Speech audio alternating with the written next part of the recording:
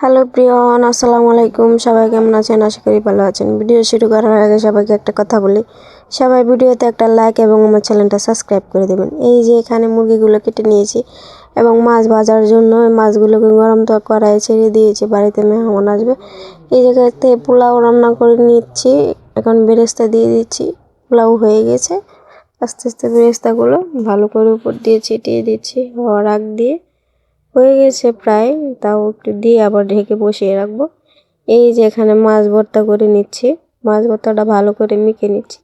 এখন পোলাওটা বেড়ে নিচ্ছি একটা বলের ভিতরে। আপনাদের ভাইয়া বলটা ধরে রাখছে, আমি এখন পোলাওটা বেড়ে নিচ্ছি। দুইজন মেহমান আসবে, ওনাদের হালকা পাতলা খাবার আয়োজন করা হলো। এই যে এখানে ভাতগুলো বেড়ে নিচ্ছি।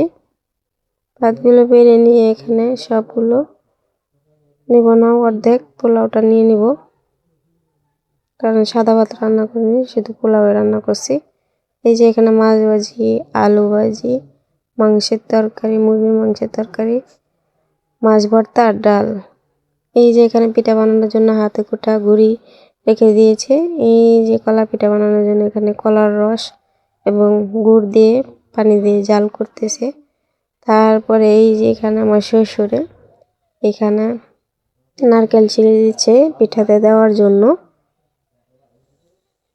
নারকেলটা ছিলে নিতেছে, দিয়ে এখানে গুড় দেওয়া, কলার পানি দেওয়া, পানিটা গরম করে এই যে গুড়ের ভিতরে দিয়ে দিচ্ছে। এখন একসাথে গুলে পিঠাগুলো বানিয়ে নেবে। এই যে দেখেন আমাদের পিঠা হয়ে গেছে, কতটা সুন্দর হয়েছে দেখেন, মাশাআল্লাহ। খেতেও অনেক মজা লেগেছে।